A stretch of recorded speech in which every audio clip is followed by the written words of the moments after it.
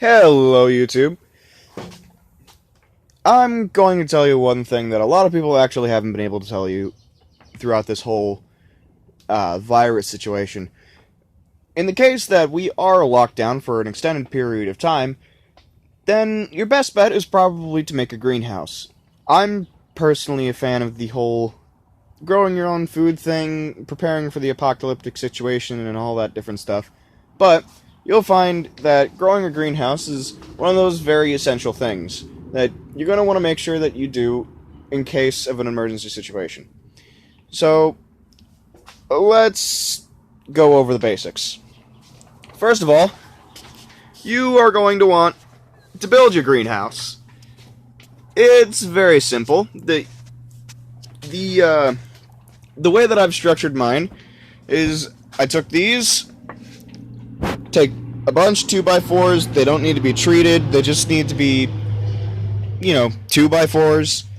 You can construct them together in a way that they're all braced together, sturdy enough to hold up the whole building.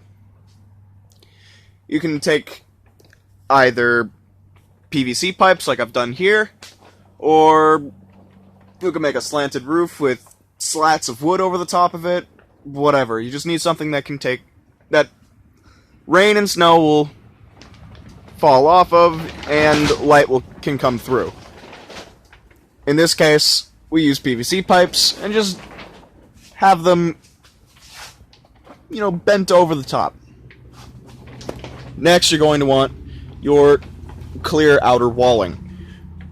We used for, just ease and cost, we used high-grade clear plastic, which I would personally say is working very, very well. It lets light through, and it keeps the moisture out.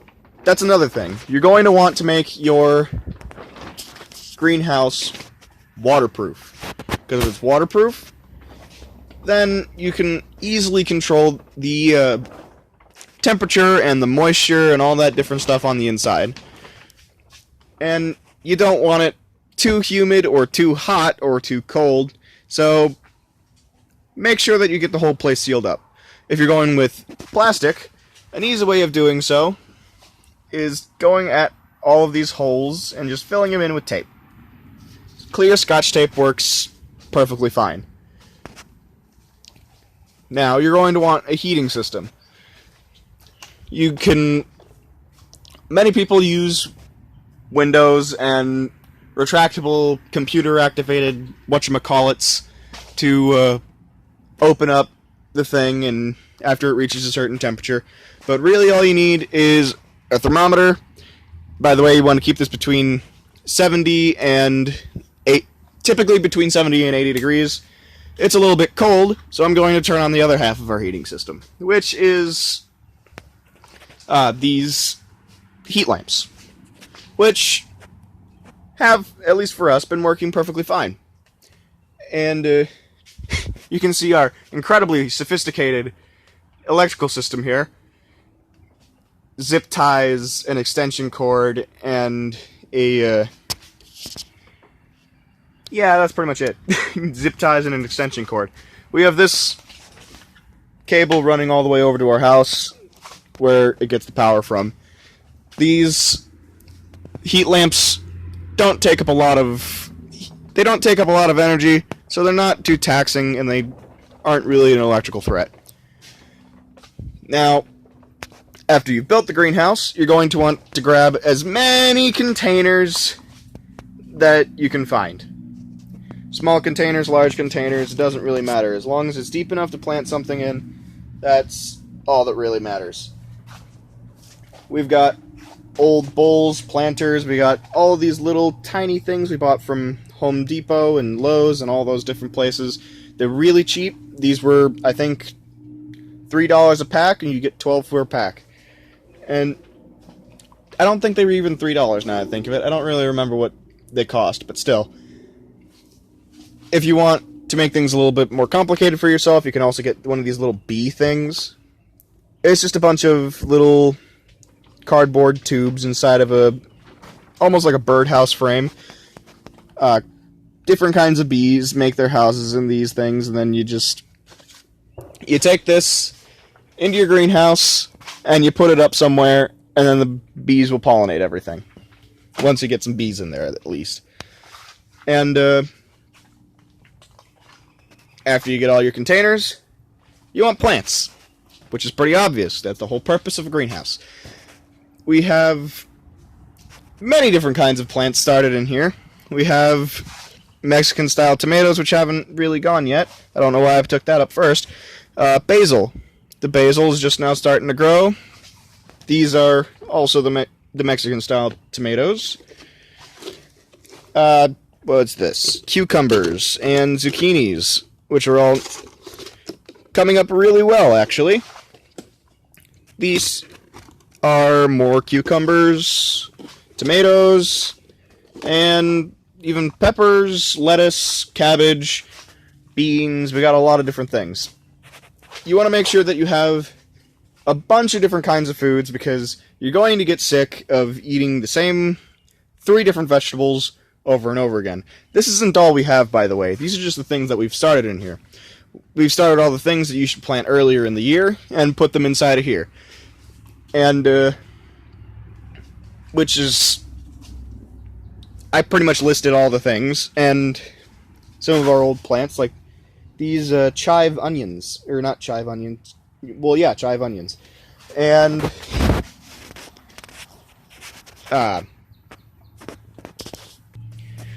after all your plants are started, like these little lettuce things, which I shouldn't have done this with, don't do this with your lettuce. Do not do this with your lettuce, because if you do that with your lettuce, you will never be able to take them apart. The lettuce, they grow roots very quickly, and they grow very deep, and they will not come apart after you plant them really close together. And so you get clumps like this, and this, and this.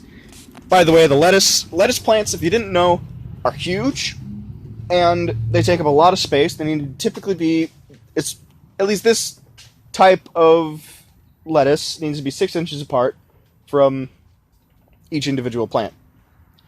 And, yeah. After all of your stuff is started, you're going to want to take it, get the little starting dirt, the little cups. You don't need the starting cups. You can do this with pretty much any cup. Just a container, and you want to separate all of your little plants. Optimally, you want to get 1 container for each plant. But, sorry, I had you just staring at the shelf there for a minute. You want to get 1 container for each plant and separate them each into their own individual containers. But we didn't do that because we're lazy. Well, I'm in the process of doing that right now. I'm taking all the plants and putting them in their own individual pots. And I thought of making this video while we were doing that. Or while I was doing that. Nobody else is in here. As you can see, it's not very big. And there's not a lot of places to hide people. But, yeah. At that time, the plants are going to be taking up a lot of water.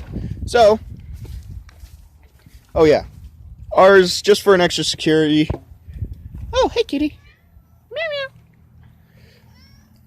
Just for some extra security, we took 4 big buckets, filled them up with concrete, put a post in them, and then tied this to the ground. Yeah, but after you get all your plants started, they're going to be taking up a lot of water as soon as they start growing roots. So, you want some water containment systems. Well, you're going to want a lot of buckets. You're going to want a lot of buckets, and you're going to want a lot of buckets filled with water, specifically.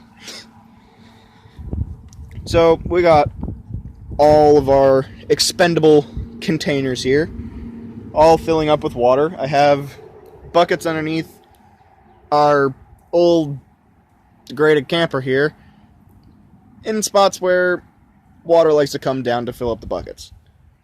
I take those, I pour them into these, and then, yeah, and then these also catch runoff from the greenhouse, and, you know, whatever falls into them. They work very well for collecting water, for, you know, watering your plants. Another way of watering your plants is by taking or another way of growing plants really well, I should say. It's not so much just watering, even though it's mostly water that's involved. But still, if you have a pond, especially one with fish in it, you can take the pond water, as long as it's, a big enough pond, and use that to water your garden. The nitrates and all the different things, like the fish pee and the fish poop, will help to fertilize and... well, it'll fertilize. It'll help to fertilize things and make them grow bigger, better, stronger, faster. So, yeah. Those are the basics of my knowledge. You can get much more complicated with this, with like hydroponic systems and aquaponic systems. You can have little fish tank, where you have little fish tanks and little pumps from the fish, and they go all up into your stuff. And then you get like a big irrigation system. And if you want to, you could like categorize everything into very specific places and have like little drip things and all that. But I don't know. The biggest way of, or one of the biggest things you got to remember is to optimize all your space. Making shelves out of pretty much whatever you just have lying around. A lot of this was just extra wood from building this and stuff that we've taken down from other projects that we no longer need. And like building vertical planters off of your rafters, hanging stuff, the big support beams and all that are holding up your PVC pipes, making extra spots for little things at the bottom where you can plant all your stuff that doesn't need a ton of light. You want to optimize your space. Like, just optimize your space, alright? You want a lot of plants in a small area. And you want all those plants to be able to fit efficiently in that area. Which is what we're trying to do. I just finished building these shelves yesterday. And I will soon come up with something to hang off of these for vertical planters. And I'll get some eye hooks, hook them up onto the top beam there, and we'll have hanging planters for different things, mostly low-growing things and all that different stuff. I'll have big lattice things all across the sides here for all of our beans and all that to grow on. And we'll also be making a more traditional garden up over there, right where that big pile of wood is. And we have our old planter boxes from last year, which we're clearing out and churning, recycling. And one of our biggest things is having a compost pile. Basically, you just throw all of your loose dirt and your dead grass or chopped grass, dead leaves that have fallen off of trees. If you have chickens, you scoop up your chicken crap, you throw that in there, and you churn it. You want to make sure that the whole thing gets turned, depending on the size of the pile, usually at least once a week. And that will keep the nutrients going, it'll keep everything decomposing, and you can use that for fertilizer. And it's usually, depending on how you do it, it's usually very, very effective fertilizer. Hey, kitty. And if you don't want to tear up your yard, just make some of these planter boxes. These were made from pallets that were cut in half, and then we used boards, strung them between there, and filled them up with dirt. Hi, kitty. Right now we need to weed some of these, but you can see strawberry plants that were planted last year. They're coming up. Those should be giving us a hefty amount of strawberries, because I think we planted those in all of the planter boxes. So, yeah. We're going in, weeding everything, getting it all going good. So anyways, Yeah. Start a greenhouse. And even if you do produce more food than what you or your family needs, you can take some of that food, sell it, which is extra income for you, because people are always up for buying homegrown vegetables and etc., etc. And even if you want to, you can have fresh grown like veggies and all that. Not so much fruits. Most fruits grow on much larger plants that would grow outside in a very seasonal manner, like apple trees and bushes and all that different stuff. So probably not fruits, but veggies for sure. You can plant these all throughout the year in your greenhouse and grow them in the greenhouse, and you will always have fresh food. Well, if you have stuff to harvest. These will be another couple of months before we'll be able to harvest everything. We only planted these 2 weeks ago. So, yeah. Plant a greenhouse.